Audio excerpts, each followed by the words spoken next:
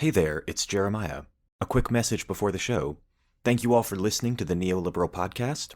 If you'd like to support the podcast, you can do so by going to patreon.com/neoliberalproject.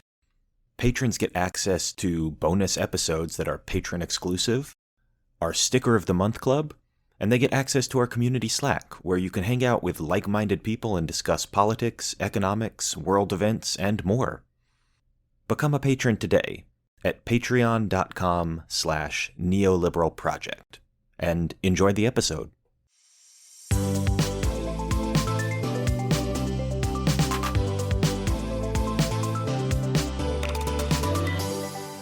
Welcome, everyone, to another episode of the Neoliberal Podcast, part of the Progressive Policy Institute.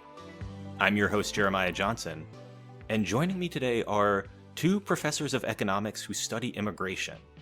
Leah Boustan is a professor of economics at Princeton University, and Ron Abramitzky is a professor of economics at Stanford University, and they are frequent collaborators who research the economics of immigration and the history of immigration in the United States.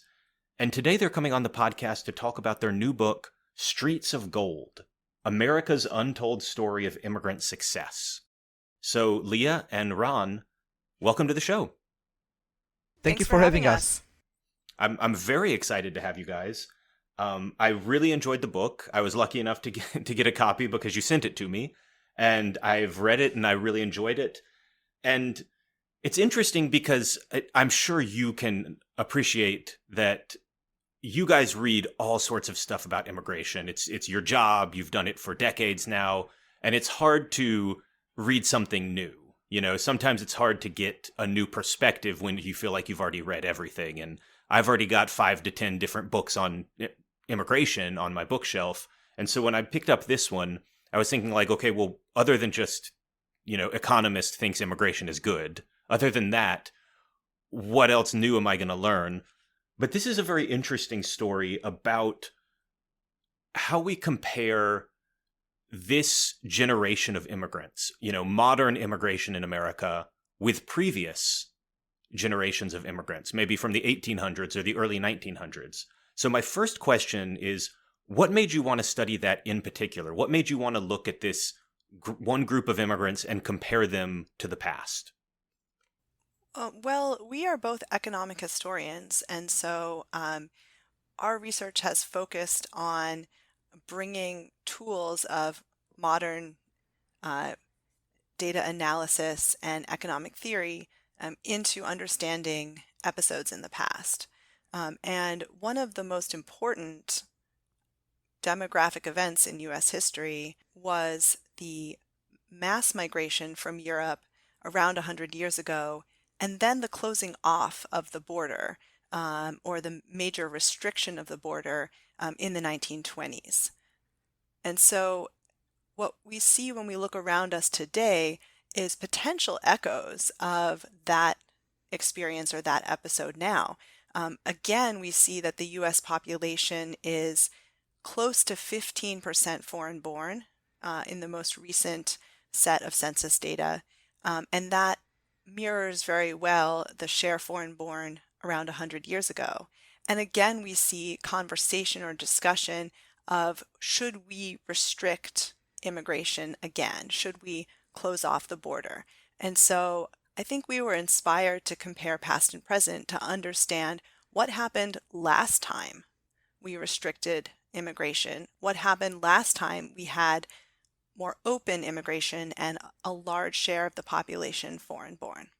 And at the same time, we both were hearing these stories about how nostalgic stories about how things in the past were so great and immigrants were so successful in assimilating into the United States, whereas today immigrants are somehow lagging behind and aren't doing as well. And we were thinking, that's something that we can actually test in the data.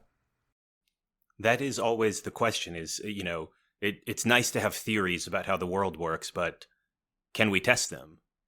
So it's funny how politics can drive some of this research. And, you guys started studying immigration, many years before Donald Trump came on the scene. But with his election, all of a sudden immigration was in the spotlight. Like this is the star field to be in almost. Like, did you kind of feel any impact from that? Like, just even though I'm sure it wouldn't impact the quality of your work, but when the topic that you happen to study really intensely all of a sudden becomes part of this national conversation in a way that it had not been before necessarily, what does that do, like personally or professionally, like with the spotlight on your work potentially? I think that we were not as surprised maybe as the rest of the country when Donald Trump came on the scene. Actually, in 2013, in the most recent failed attempt to pass comprehensive immigration reform in the House and the Senate, we were paying really close attention at that time. Our research was already underway.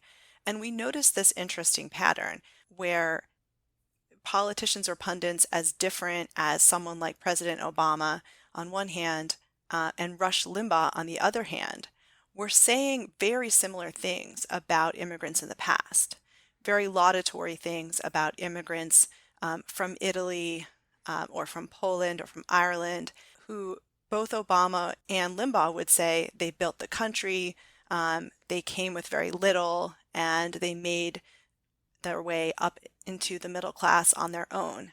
So we saw very similar sets of sentiment when there were discussions about immigrants in the past. And then this incredibly sharp divergence in sentiment about immigrants today from representatives on the left and on the right. So we were paying close attention at that moment in 2013 and kind of comparing the types of sentiment that you would hear to what politicians had been saying 100 years ago. And it seemed really eerily familiar to us. So when immigration became a more important wedge issue, it, to a certain extent, really wasn't a surprise given what we had seen in the data. But Jeremiah, let me tell you one example of a surprise that was a fun one. So one of our first papers was about Norway, where, Norway during the age of mass migration sent a large, many people from Norway came to the United States. And so we studied how they did and, what kind of, are richer or poorer people more likely to move to the United States and so on. And the Norwegians, they have very, very good record keeping, right? That makes them like an economist's dream, like how well they keep their records. Exactly. And that's kind of one of the reasons why we started, because, the census was completely digitized and we were able to follow people over, who crossed the Atlantic and people who stayed and so on. And so we thought, that was a nice paper for the academic audience. And then one day Trump, said, why do immigrants from poor countries only come here? Why don't Norwegians come here more often?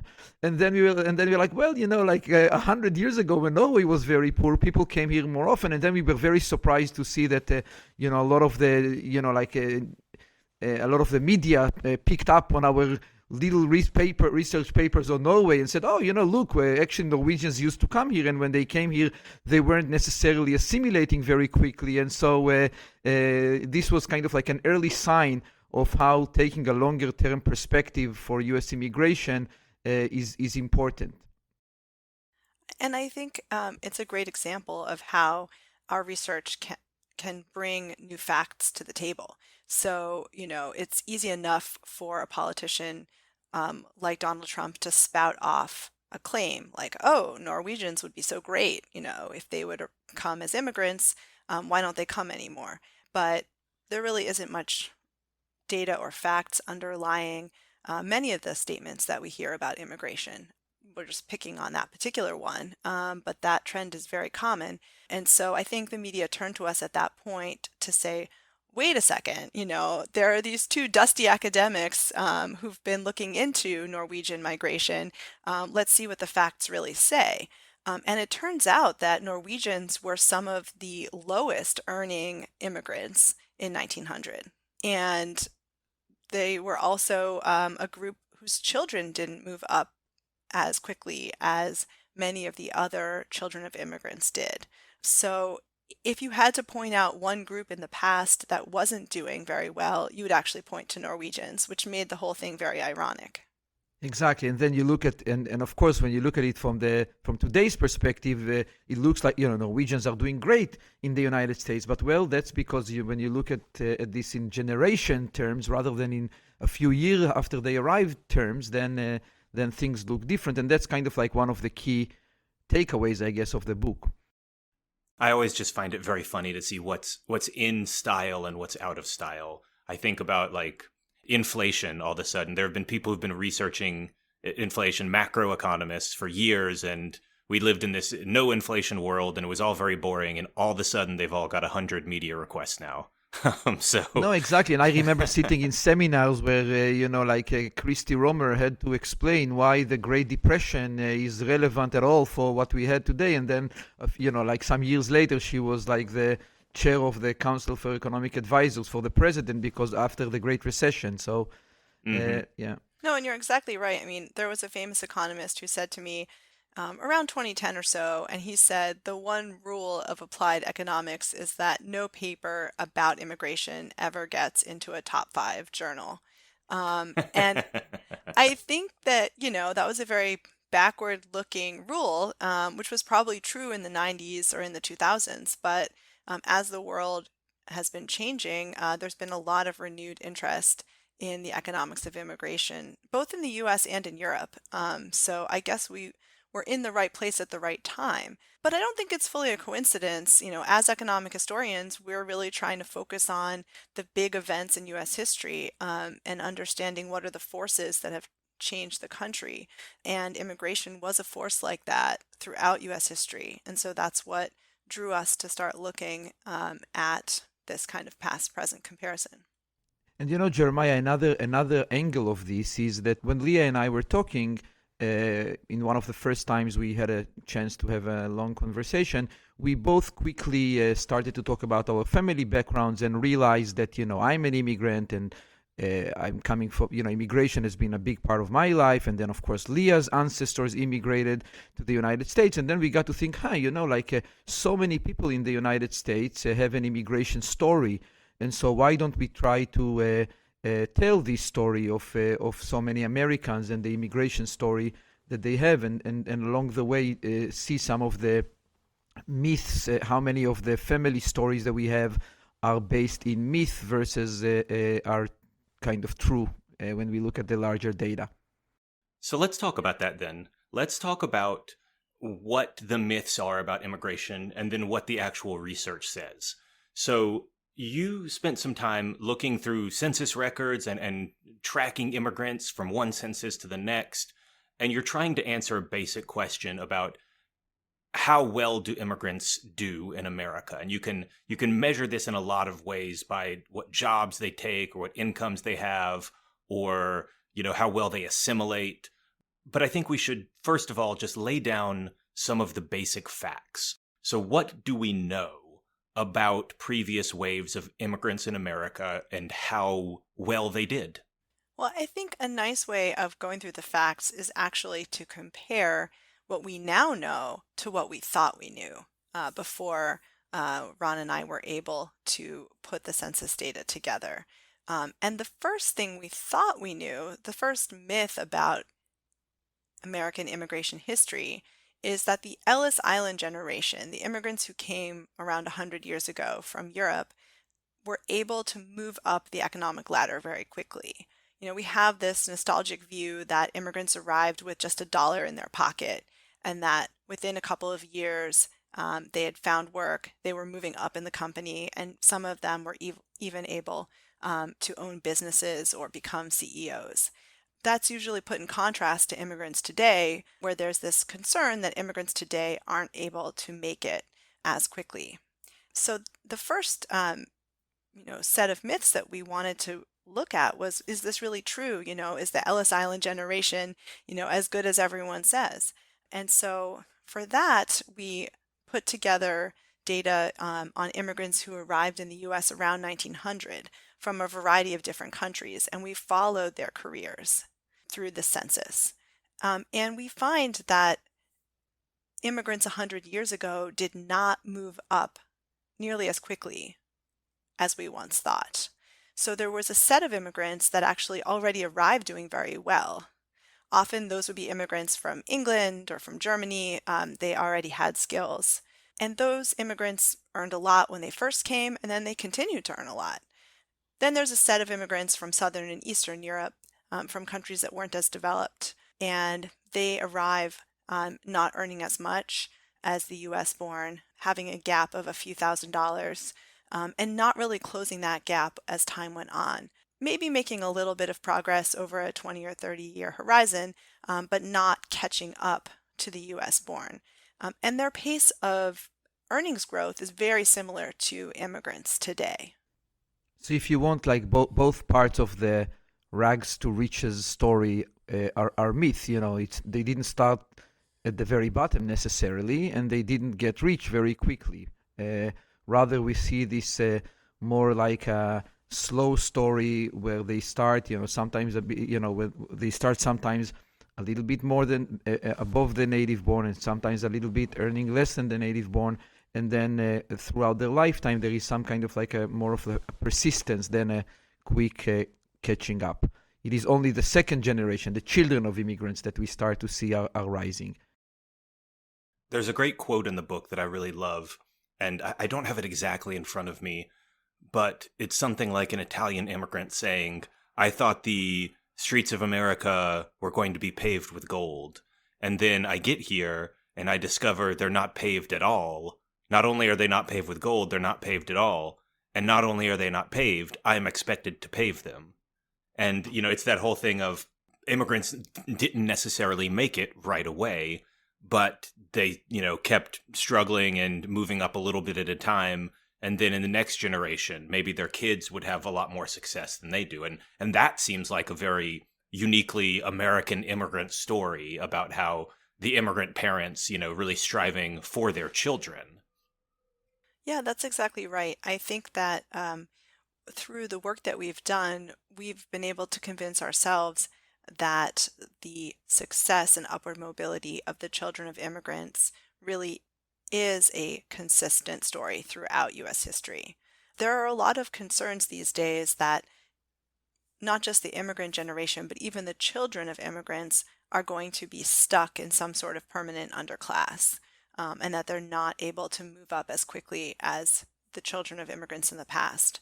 And that myth has really been blown out of the water by the data. We were both really surprised, and it was quite striking to us how similar the upward mobility is for the children of immigrants now as in the past, and from nearly every sending country in the world, those that we can get our hands on, where there's enough data to really analyze.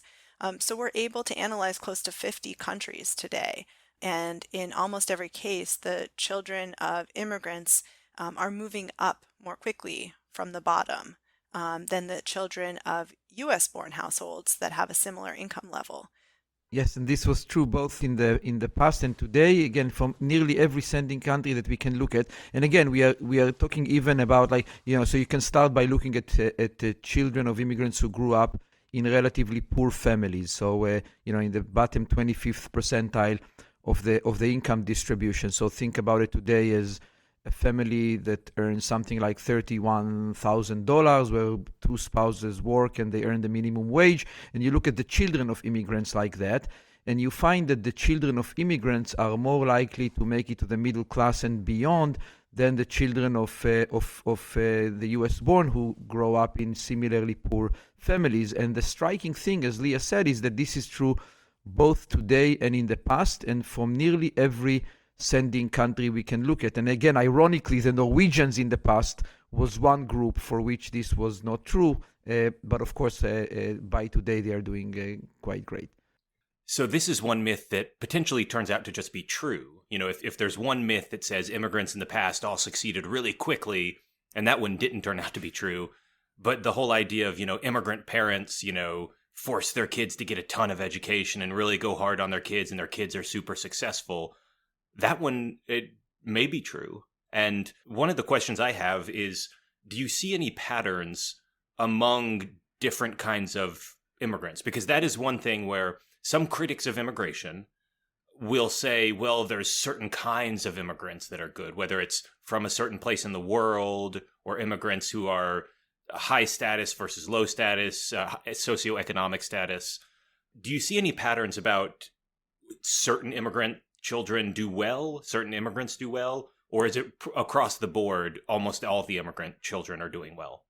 So I'll give you I'll give you two answers for this. One, there are two questions there, I guess. One is do we see is the myth true, and the other one is do we see different immigrant groups doing well? So on the first one, well, it's true that in the past, really, that part of the myth is true that the children of immigrants are doing well.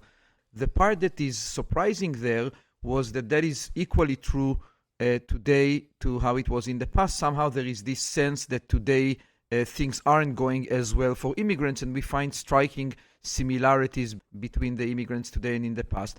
But the other thing that is not that true in this myth is that, you were saying, well, some people say that some immigrant groups can't make it really, and others people say that well, immigrants are so great and they invest in the education of their children so much that obviously their children will be doing well. And we find that it's not so much in the past that the immigrants invested in their children's education more so than the US born. But what we found was that geography mattered quite a bit. So rather than immigrants investing in their children's education, we find that much of what explains why the children of immigrants are doing well is where immigrants choose to live. Immigrants choose to live in locations that offer upward mobility for everyone. In the past, this meant that immigrants did not really settle in the South, which was a region that didn't offer that much higher mobility. And they tend to choose to live in places where everybody is doing well, and that's true both in the past and today. So that was like the location choices mattered a lot. Right. So to build on that, we ended up comparing the children of immigrants to the children of the U.S. born who are living right next door, so to speak. So zeroing in on households who are living in the same county. And when we do that, we actually find that the children of immigrant benefit or advantage seems to dissipate. So you can draw from that the fact that it's location that matters. If you look at a household that's headed by a U.S. born parent and they're living in a similar place to an immigrant family, those children are also doing very well. So you can turn the question around and ask yourself, why are U.S. born households not locating or not moving to these more dynamic places? So we did take a look at U.S. born parents who choose to move from their state of birth. Like, let's say you're born in Kentucky and you end up moving with your family to Chicago. So in that case, you're an internal migrant. And it looks like the children of internal migrants are doing nearly as well as the children of immigrants. So what's special about immigrants is not particularly that they have a better work ethic or that they care more about education, the sort of stereotype of the tiger mom, but it's more that immigrants are mobile people. They're people who, by very definition, have chosen to leave home and come to the U.S. to seek opportunity. And when they get to the U.S., they also are not as constrained or tied to a particular location. So they show up in locations where there are good jobs to be had and opportunities for upward mobility for kids. Yes, whereas the children of the U.S. born, for example, they don't just think, of course, as about like where can I earn more here or in another place. Of course, they have ties in where they grow up. Their parents and their grandparents maybe grew up in the same place. They have their networks there, and so the decision to leave is a little bit more difficult than when an immigrant already moved and then they just they don't have strong roots and they decide to live where their demand for where their upward mobility and is best. It's very funny because as you say all of this, I'm thinking about a couple different things. There's some social science that I've read recently that is talking to parents of young children or parents who are expecting or people who want to become parents. and it's telling them, there's all these choices you'll be asked to make, hundreds of choices about how do you raise your kid, do you do this or do you do that? And our advice is that only one decision really matters. You can let it slide, you can take it easy on a lot of things, but where you live is super, super important. That choice, we can prove beyond a shadow of a doubt, will impact your kid's future. Just the choice of where you live. And then, I'm thinking about like Raj Chetty and the moving to opportunity studies and, all of that stuff. And it really seems like it's being echoed here that people who are more mobile and who move to places where there is opportunity and who just are willing to do that, they seem to get ahead more often. Their children seem to do better. Exactly. So when you look at Raj Chetty and co-authors' map of opportunities in the United States, this heat map, when it's more red in places with less mobility and more blue in places with higher mobility, and then you lay it against the percentage of immigrants in the country, and the two maps look very similar. There are just more immigrants in places with that offer more opportunity for everybody. I also want to venture out a little bit for the modern day to speculate about why that might be, and to touch on another topic that I know is important to the Neoliberal Podcast audience, which is housing policy. These days, certain dynamic cities where there are a lot of good jobs, a lot of productive economic opportunities, are also places with very high housing prices and high rents. And some of that is policy driven, and the high difficulty these days in building in many of these areas. And so it turns out that immigrants sort of specialize in locating in high wage, high housing price locations. And there's work by some fellow economists to theorize about why.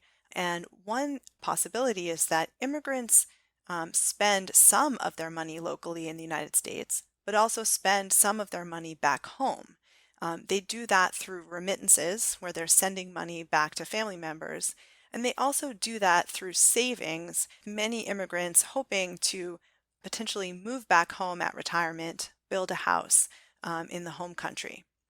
And so as a result, Americans, US born, are spending 100% of their income locally, and immigrants might only be spending 75% of their income locally. And so they're more willing to locate in these high housing price areas because all of the high costs in the local environment are not necessarily factoring into their budget as strongly as it would for a US born family. And so it ends up that immigrants are more concentrated in these high wage, high productivity areas today. And often are more willing to live in smaller apartments in these high cost of living places rather than buying a house and in a more remote place. No, I talk all the time about how I am a housing truther and I'm a housing conspiracy theorist, in that I think housing is like the cause of every problem in America. Is it decreased economic dynamism? It's because nobody moves because they can't afford housing. Is it political polarization? Again, I blame housing. I could go through the whole thing. That's not the point of the podcast. But that's why I wanted to bring it up, because I know that it's important to you and it's important to your audience. So and it intersects with this very, very neatly. Exactly. But I want to talk about something else that's in the book, because I could talk about the children of immigrants all day. Just from personal anecdotes and people I know, but there's another part of this story that talks about not just economic success, but assimilation. And one of the classic anti-immigrant arguments is that, immigrants aren't assimilating. They're going to take over our culture. They don't want to become Americans. And, I'm obviously not very amenable to that, to put cards on the table. My ideological argument is that immigration is very good. We should have lots more of it. But I want to know what the evidence says, too. So what do we know about how well immigrants have assimilated to American culture in the past and how well they're assimilating to American culture today? So this is another one of those myths that have it that immigrants in the past came here and they were American first, not Italian first, and they were really trying to assimilated into the US society very quickly, whereas immigrants today aren't as willing to assimilate into the broader society. And that's another one of these things that turn out to be a myth. So when we look at we look at various ways to, of course, it's difficult to measure cultural assimilation into the US. You can look at intermarriage. You can look at the ability to speak English. You can look at where immigrants choose to live. You can look at all sorts of measures. And when we look at one thing we can do, one measure that is particularly nice that we were able to come up with is the names that immigrants give to their children as a way of asking, do immigrants give more American sounding names to their children when they spend more years in the United States?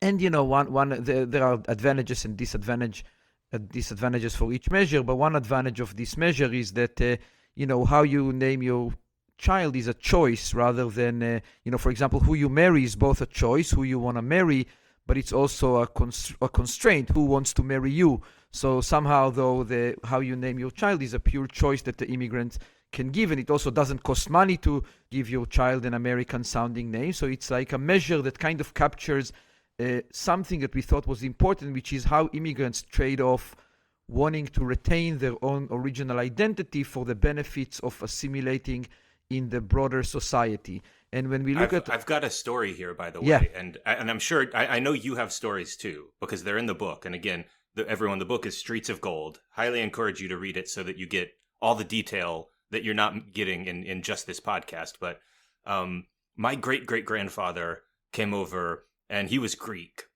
And when he came over, I believe his name, and I hope I'm going to get it all right, but his name was Nikolas George Douganas Viamopoulos Popadimitropoulos. And it's like this 5 names thing from the whatever Greek region he's in.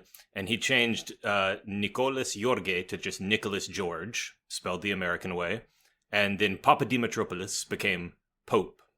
So he went from all of that to Nick Pope a few years after he had gotten here. It took him a little while, I think, but that's the process, right?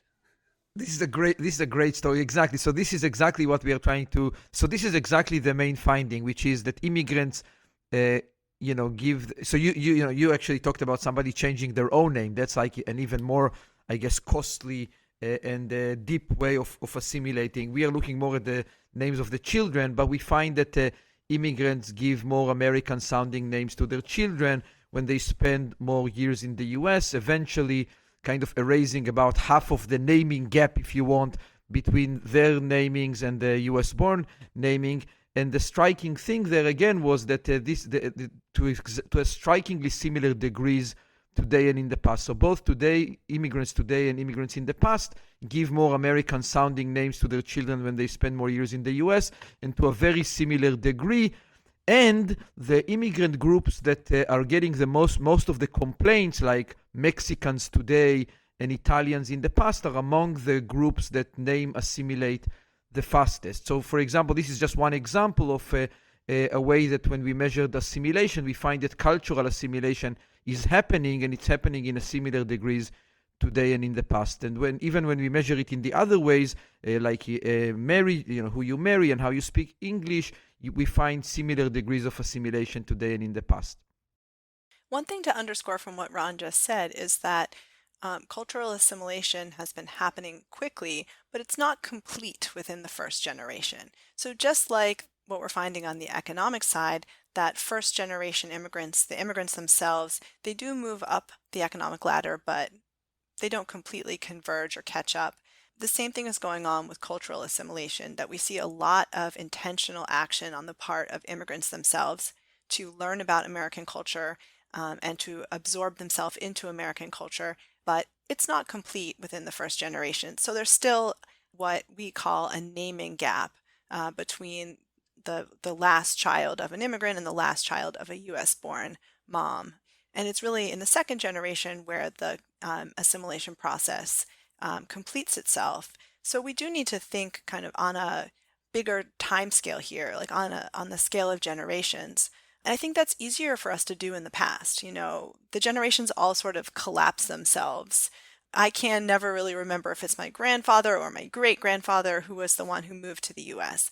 But when we're in the midst of history, when we're actually looking at the world around us today, and we're looking at immigrants that who are neighbors or coworkers we're passing by on the street, we're actually right in the midst of assimilation right now. And so it's harder, I think, to take that long view when you're looking at the modern immigration.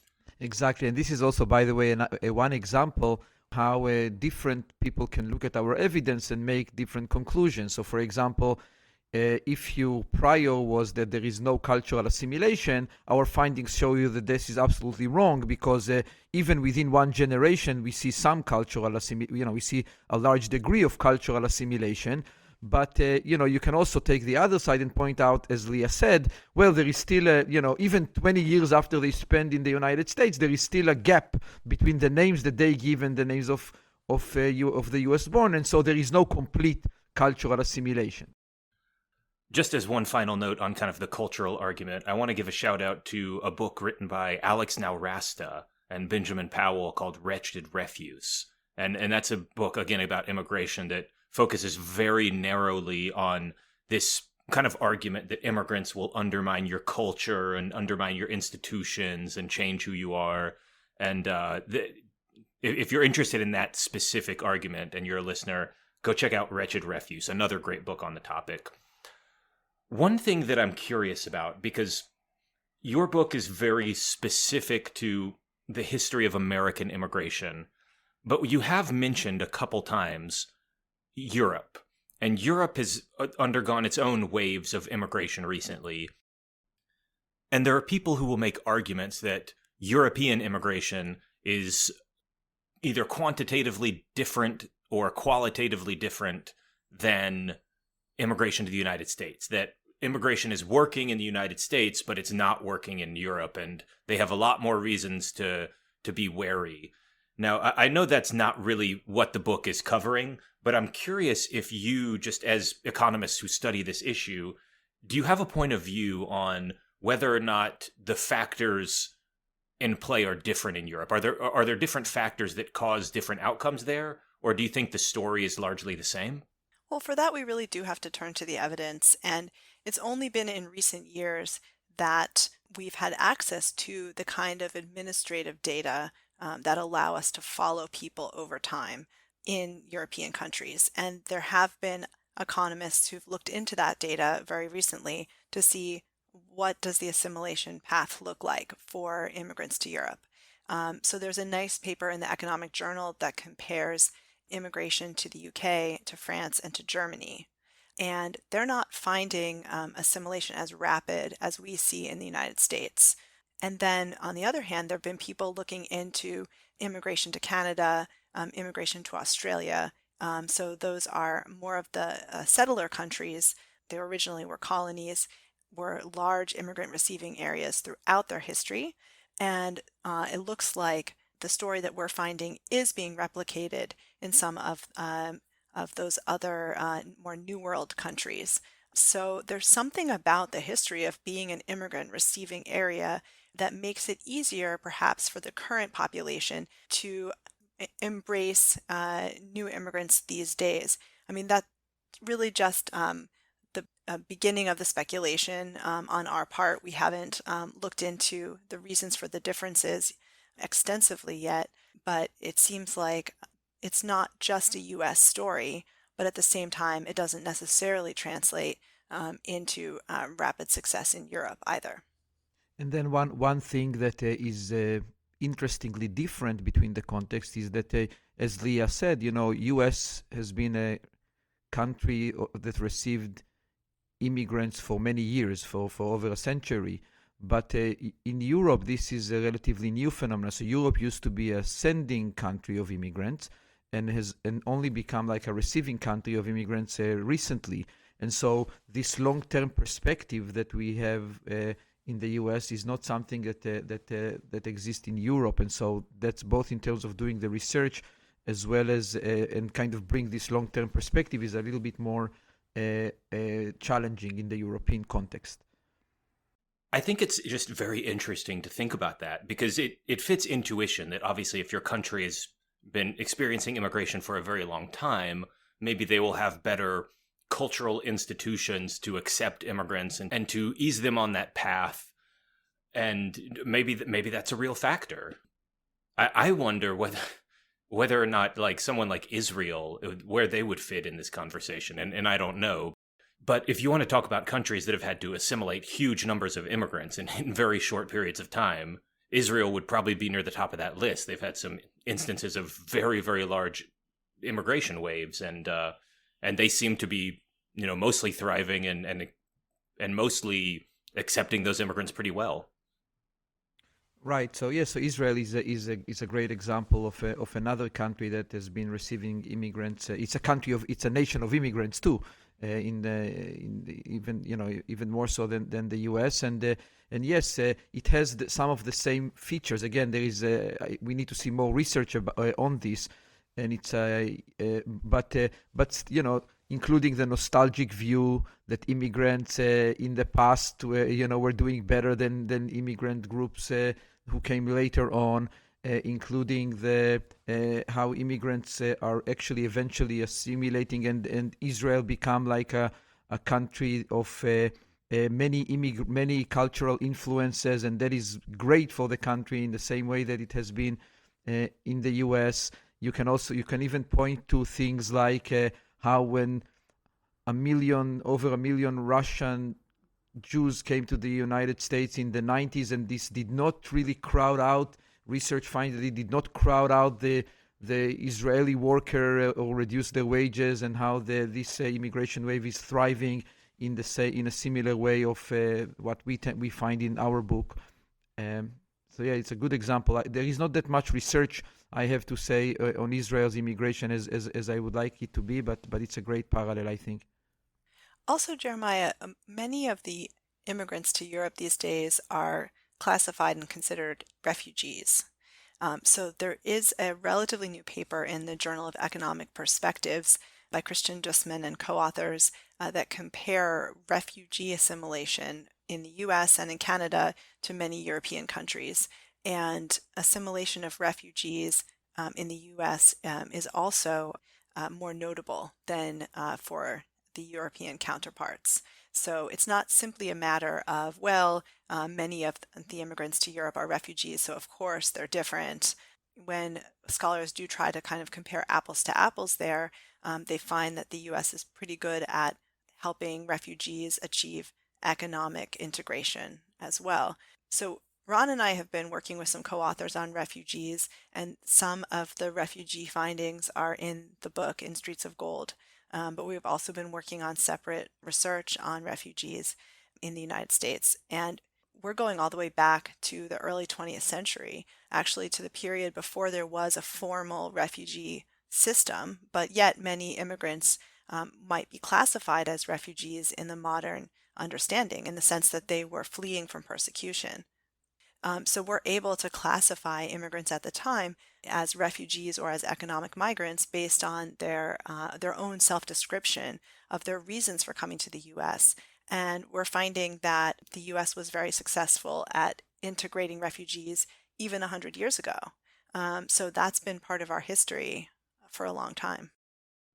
So one thing that unfortunately has happened pretty recently, just a few days before we recorded this podcast, there was a shooting in Buffalo, New York, and as of now, I think 10 people have died, and it's a really tragic incident.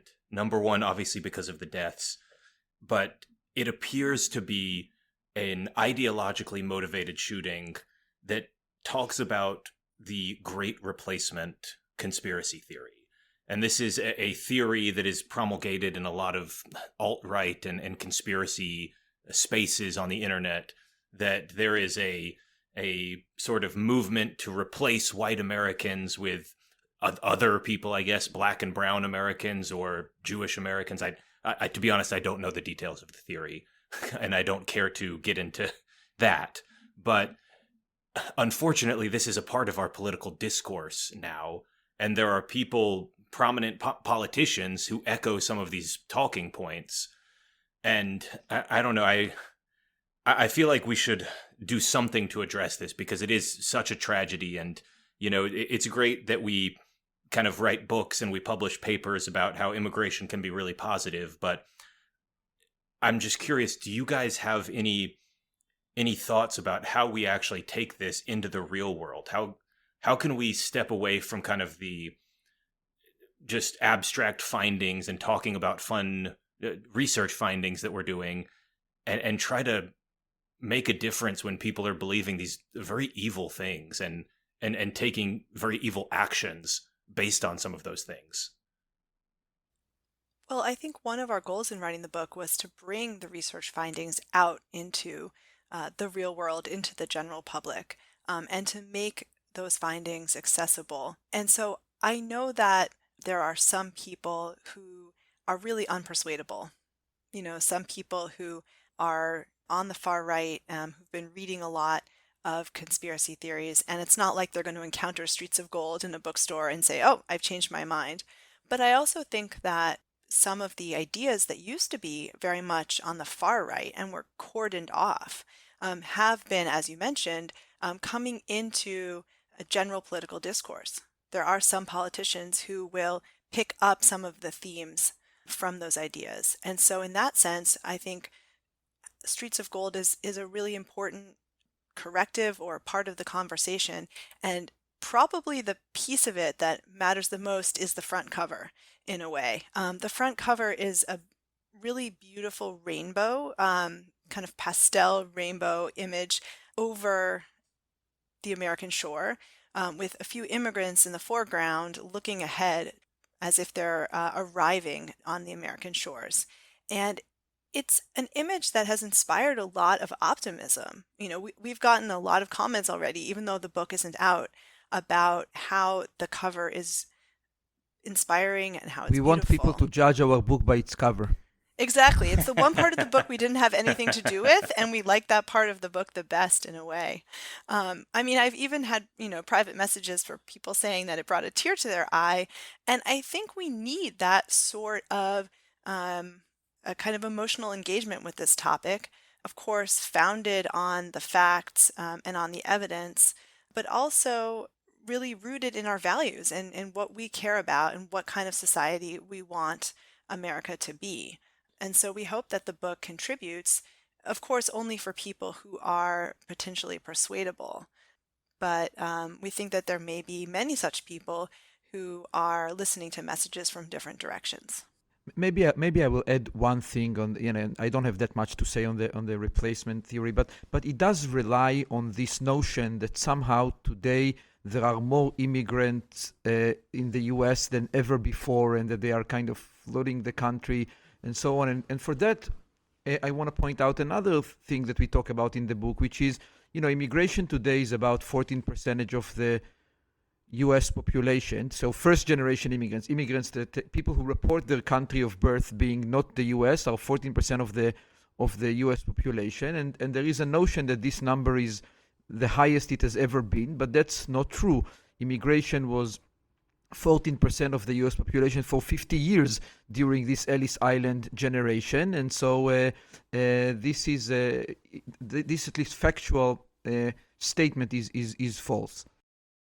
I did just want to mention, I know it's a tough position to put you in as research professors to, how do we solve this incredibly nasty, awful problem? And obviously there's not going to be a quick solution, but it would have felt inappropriate to me if we didn't at least mention it, because it's tragic, and it makes me incredibly sad for the people who died, and just for something that I'm so inspired by the stories of immigrants, and I hope we have more immigration, and I think it would be a wonderful thing for our country. And just to know that there are people with such a poisonous opposite view is disheartening. One final question I would ask about this, not about the shooting itself, but just about the politics of immigration. Do you think that the politics of immigration could potentially get any better? Are you optimistic about where America's opinions are at? Do you think that immigration acceptance is rising or falling? Just how optimistic are you about this? Well, we have some reason to be very optimistic, and then another reason to have a bit of concern or a bit of pause. This again, it comes back to the data for us. We would like to look at surveys of attitudes towards immigration as far back as we can. But unfortunately, modern polling only really took off in the mid 60s, asking questions about immigration, and then really only quite recently, from 2000 onward, started asking on an annual basis. And so we were casting about for other sources of information to learn about attitudes towards immigration. And we hit upon looking at the congressional record at the full text of speeches about immigration going back to the 1880s. And what we learned from analyzing those speeches gives us some reason for optimism, actually, which is that at any point before World War II, all through the Ellis Island period, all through the border closure of the 1920s, speeches about immigration from either party were almost uniformly negative. American politicians, and I think reflecting the American public, did not like immigrants at all. It's just really quite striking. And then after World War II and the beginning of the Cold War, attitudes towards immigration started to shift and become more positive. And today, they're still more positive on average than they were during that border closure period. But the reason why we have some pause is that they're also more polarized by party. So there used to be a number of Republicans that had a pro-immigrant attitude and a number of Democrats that were concerned about immigration. And now those two groups seem to have disappeared. And instead we see this party separation. So it's not enough to say, well, on average, people are very pro-immigration in the attitudinal data, in the Gallup polls, or on average, the speeches about immigration are quite positive. Because we do have to think about partisan gridlock here. But we think that there are efforts that politicians can make. It's rare these days to find anyone really leading on immigration in the pro-immigration camp. It feels to us like politicians are quite defensive or reactive. They'll get an attack from the other side saying, there's a crisis at the border, there's a caravan coming, our system is overrun, and then they'll try to defend the status quo.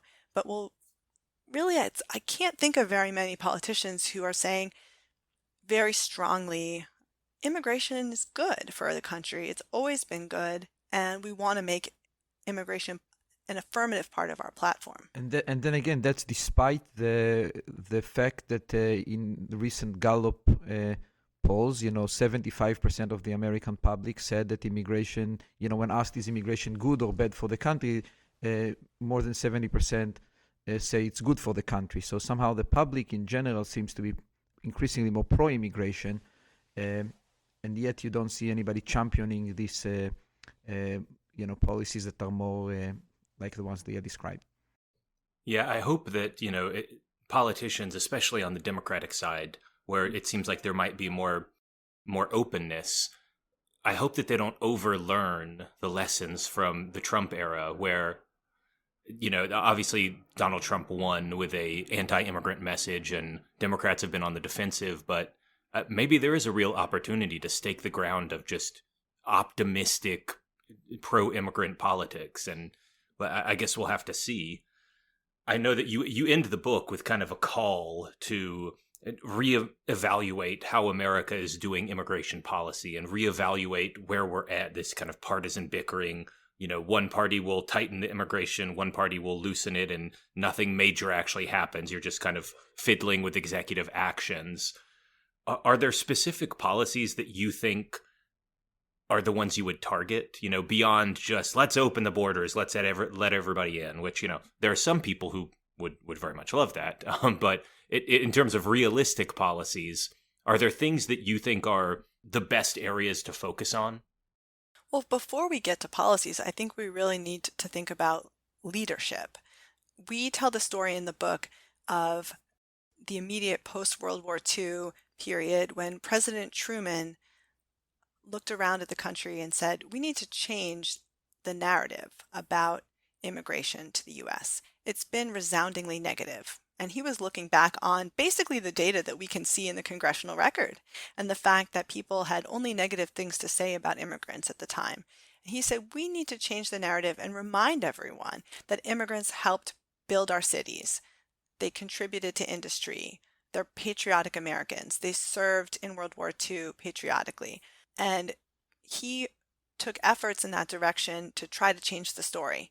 And then that was picked up by Presidents Kennedy and Johnson and eventually led to the 1965 Immigration Act, which reformed the quota system, eliminated a country-specific set of quotas that was quite restrictive towards Southern and Eastern Europe. The way that the law worked, there was a lot of unintended consequences, and it basically gives rise to the immigration system that we have today. But it was a major set of legislation.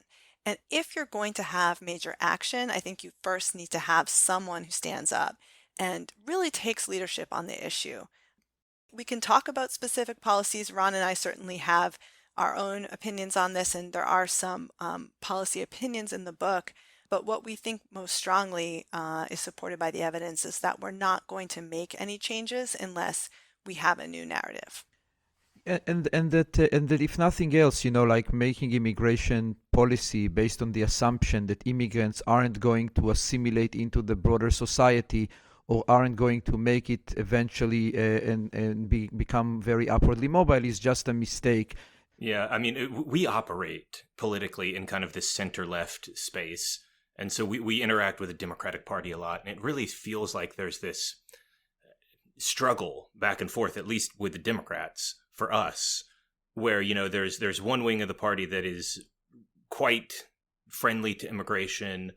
There's another wing that seems to be very hesitant, and Joe Biden almost exemplifies this in that, he's skeptical of free trade, because he's he talks about he's a Scranton, Pennsylvania guy and wants American manufacturing back. And in a similar way, he's not against immigration, but he seems, very hesitant to do proactive things. He'll kind of undo some real nasty stuff that Donald Trump did, but then he won't take a lot of affirmative steps. So it's very piecemeal and it's very cautious. And I think there's really a battle for kind of where the Democrats are going to go on this that I'm seeing anyway. I think you're right, and we're hoping that the book will have some real influence in that. Our research sort of emerged at the right place at the right time when we started working on this topic 10 years ago, and we hope that the book will hit, at the right time and help really set the agenda going forward. Because I do think, I do agree with you that the Democratic Party has been just treading water on immigration lately. And the book, just to be clear, the book is not doesn't have this naive view that we should have an open border policy. We realize that just the fact that immigration is good doesn't mean that more of it and the infinite amount of it is always the right thing. We try to be Ron, you're going to get in trouble with Brian Kaplan, who wrote a book called Open Borders. Open Borders. It's a great book that with Zach, by the way, who is it's a terrific book. I guess we had them on the podcast as well. They are terrific. I guess I'm just saying we don't necessarily advocate for it in the book. We are trying to kind of get more kind of practical. For example, that the children of immigrants who came here, people who came here in very young age with undocumented, sounds like giving them a path for citizenship is a no-brainer that should be, that everybody across the board, should support based on the evidence that we find and things like that. My fondest hope is that we can find a way to frame this in a way that conservatives embrace, because I think there really is a conservative argument for immigration, that immigrants serve in the military at high rates and they're some of the most patriotic Americans you'll ever meet. They wave the flag and they I don't know, I think there are some really sound conservative arguments. They're good for economic growth, they're all this kind of stuff, but I guess we'll just have to see. Well, when some of our work came out earlier as research papers, I was really heartened by what a wide range of people on Twitter retweeted stories about the research papers. It wasn't just your center left kind of obvious candidates of people who already, I would have thought, believe immigration is good. But there were many people who, at least from looking at their account, they had an American flag in their bio. They seemed to represent very conservative points of view on their timeline, but were retweeting the story, and their message was America works. America seems to attract people from all over the world and is strong enough to assimilate and integrate people from all around the world. So we're coming up on time, but I want to ask the traditional final question for this podcast, which is, what should people do if they want to learn more? And I will start out by saying the first thing you should do is you should go buy the book, Streets of Gold, America's Untold Story of Immigrant Success. It's available anywhere you can purchase books. Go buy it. It's fantastic. But aside from the book itself, are there any other sources or recommendations you would give to people who want to learn more about this question on immigration, or specifically about how the history of American immigration has gone? And this could be research papers to read. It could be sources, people to follow on Twitter, blogs, anything at all. What would you recommend for people to go research? So this is going to be a very non-traditional recommendation, but if you haven't already, I'd recommend opening up an Ancestry.com account. So a lot of the data that we used in the book is basically like a wholesale version of what you can get retail at Ancestry. There's a very funny story about how you nearly got kicked off the service and sued. Exactly, because we were trying to pull as many families off of Ancestry, the website, as we could. And, they said, geez, you guys have a really big family, thousands of people. And so we ended up using the data with a research partnership. So we have the underlying data in the book. But I recommend, if you haven't done so already, learning more about your family's immigration history. One of the things that helps persuade people is all of the facts and figures, but another thing is the stories. And so learning more about how hard it might have been for your family when they first arrived in the country, and what happened in the next generation. Did they serve in World War I or World War II? You can find draft records there and that sort of thing. So if you're interested in having conversations about immigration with people who might not be as persuaded as you are, learning more about your own family tree is actually a very useful place to start. Yeah, I absolutely agree with Leah on this. This question is kind of can you try to get me, Jeremiah, here in trouble by recommending some colleagues' books and not others? That will be a tough one. Maybe I should recommend Brian Kaplan and Zach Weinersmith terrific book on open borders. Actually, it is a terrific book. Maybe there is a nice National Academy of Science report. I don't know if you've seen it. Published some years ago with many co-authors that talk about immigration today and how they contribute to the country, and a lot of the stuff that they are talking about it's very interesting, and it has like his deep historical origin that we are discussing in the book. So I think that's a nice background read to see how things are today and what we can learn from the past about how we got here. I will make sure to link that in the show notes. I will note for listeners, I believe this is something like a 560-page report that covers like 100 different topics. So viewer beware if you choose to dive into that, but it's very thorough. I will give one more traditional recommendation as well. If you're interested in the history of Truman, Kennedy, and Johnson, kind of leading to the reopening of the border in 1965, I would highly recommend Jia Lin Yang's book, One Mighty and Irresistible Tide. And the subtitle is The Epic Struggle Over American Immigration, 1924 to 1965. So if we're looking for more hopeful stories about how restrictive immigration can change, and the border might actually open up a little bit more than it is now, I think that's a useful history. All right. Well, one more time, the book is Streets of Gold, America's Untold Story of Immigrant Success. The authors are Ron Abramitzky and Leah Boustan. Ron and Leah, thank you so much for coming on the show today. Thank you so much, Jeremiah. It was really fun. Thank you.